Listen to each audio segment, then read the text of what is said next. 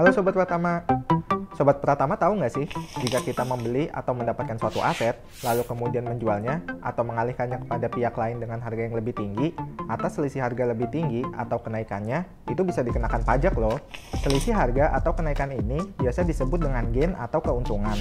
Salah satu keuntungan yang sering dijumpai di kalangan pengusaha adalah keuntungan dari penjualan aset, investasi saham atau modal, atau biasa kita dengar sebagai capital gain.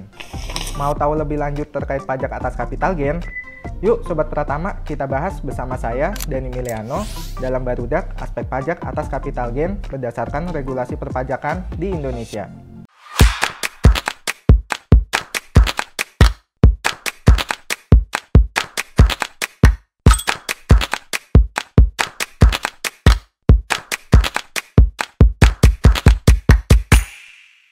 Sebelum kita membahas lebih lanjut tentang pajak atas capital gain, mari kita pahami kembali apa itu capital gain. Jika kita artikan secara harfiah, kapital adalah modal dan gain adalah keuntungan. Maka dari itu, capital gain atau keuntungan modal adalah suatu keuntungan yang diperoleh dari aset investasi dalam surat berharga atau efek seperti saham, obligasi, atau properti investasi. Di Indonesia, regulasi mengenai pajak atas capital gain diatur di dalam pasal 4 ayat 1 huruf D Undang-Undang Pajak Penghasilan atau biasa disebut Undang-Undang PPH, yaitu yang menjadi objek pajak adalah penghasilan termasuk keuntungan karena penjualan atau karena pengalihan harta termasuk 1.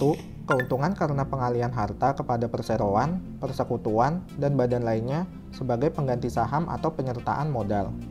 2. Keuntungan karena pengalihan harta kepada pemegang saham, sekutu, atau anggota yang diperoleh perseroan, persekutuan, dan badan lainnya. 3. Keuntungan karena likuidasi, penggabungan, peleburan, pemekaran, pemecahan, pengambil alihan usaha, atau reorganisasi dengan nama dan dalam bentuk apapun. 4. Keuntungan karena pengalihan harta berupa hibah, bantuan, atau sumbangan, kecuali yang diberikan kepada keluarga sedarah dalam garis keturunan lurus 1 derajat, dan badan keagamaan, badan pendidikan, badan sosial termasuk yayasan, koperasi, atau orang pribadi yang menjalankan usaha mikro dan kecil. Sepanjang tidak ada hubungan dengan usaha, pekerjaan, kepemilikan, atau penguasaan di antara pihak-pihak yang bersangkutan. Dan 5. Keuntungan karena penjualan atau pengalihan sebagian atau seluruh hak penambangan, tanda turut serta dalam pembiayaan atau permodalan dalam perusahaan pertambangan. Berdasarkan ketentuan tadi, Undang-Undang PPH tidak mengatur jenis hartanya, melainkan mengatur jenis-jenis transaksi yang menimbulkan objek PPH berupa keuntungan. Jadi, baik melalui transaksi jual-beli, hibah, ataupun transaksi lainnya, transaksi pengalihan harta, termasuk harta berupa aset investasi saham, merupakan objek PPH berdasarkan pasal 4 ayat 1 Undang-Undang PPH. Lalu, bagaimana sih Sobat Pratama pengenaan pajak atas capital gain ini? Sesuai penjelasan sebelumnya, keuntungan karena penjualan atau karena pengalihan harta termasuk sebagai penghasilan yang dikenakan pajak ya Sobat Pratama. Nah, capital gain sendiri terdiri atas keuntungan yang belum direalisasikan dan keuntungan yang telah direalisasikan. Keuntungan tersebut diperlakukan berbeda untuk tujuan perpajakan.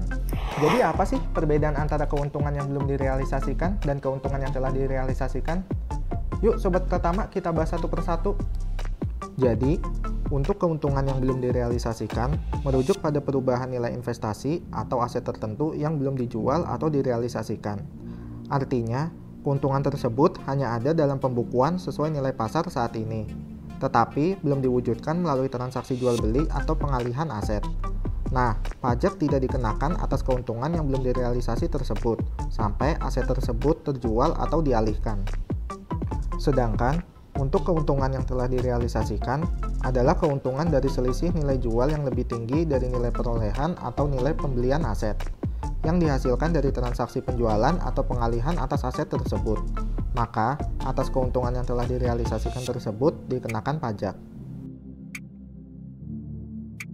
Tahukah Sobat Pratama, nilai jual atau nilai pengalihan aset itu ada yang ditentukan berdasarkan nilai pasar loh. Nah, apa saja sih transaksi penjualan atau pengalihan harta yang harus menggunakan nilai pasar? Penggunaan nilai pasar tersebut mengacu pada pasal 10 Undang-Undang PPH, yaitu 1. Harga perolehan atau harga penjualan dalam hal jual beli harta yang dipengaruhi adanya hubungan istimewa adalah jumlah yang seharusnya dikeluarkan atau diterima. 2. Nilai perolehan atau penjualan harta dalam hal terjadi tukar-menukar harta adalah jumlah yang seharusnya dikeluarkan atau diterima berdasarkan harga dan nilai pasar. 3. Nilai perolehan atau pengalihan harta yang dialihkan dalam rangka likuidasi, penggabungan, peleburan, pemekaran, pemecahan, atau pengambil alihan usaha adalah jumlah yang seharusnya dikeluarkan atau diterima berdasarkan harga dan nilai pasar. Hubungan istimewa yang dimaksud adalah berdasarkan pasal 18 ayat 4 Undang-Undang PPH berikut ini ya Sobat Pratama.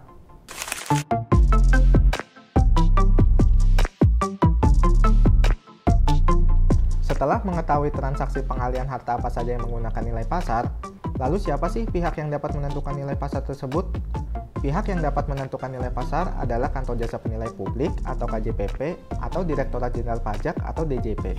KJPP merupakan penilai yang telah memperoleh izin dari Menteri Keuangan untuk melakukan penilaian sesuai dengan Standar Penilaian Indonesia atau SPI berdasarkan Peraturan Menteri Keuangan Nomor 101 PMK 01 Tahun 2014. Selain KJPP, DJP juga memiliki kewenangan untuk melakukan penilaian loh Sobat Pratama. Pelaksanaannya melalui petugas penilai pajak dengan berpedoman pada Surat Edaran Direktur Jenderal Pajak Nomor SE 05 PJ Tahun 2020.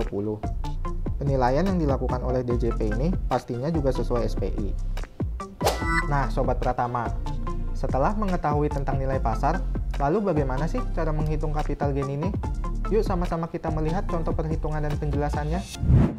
Tuan A, pemegang saham PTX, menjual sahamnya kepada Tuan D dengan harga jual sebesar 1,5 miliar rupiah. Sebelumnya, Tuan A membeli saham tersebut dengan nilai sebesar 1 miliar rupiah. Harga pasar saham PTX adalah sebesar 2 miliar rupiah. Sesuai pasal 10 ayat 3 Undang-Undang PPH yang telah dijelaskan sebelumnya, atas transaksi penjualan saham ini harus menggunakan harga pasar. Dengan demikian, keuntungan yang diperoleh Tuan A adalah selisih harga pasar dengan harga beli sebesar 1 miliar rupiah dari 2 miliar rupiah dikurangi 1 miliar rupiah. Nah, atas capital gain ini, Sobat Pratama wajib melaporkan keuntungan penjualan atau pengalihan harta di dalam SPT tahunan PPH masing-masing ya.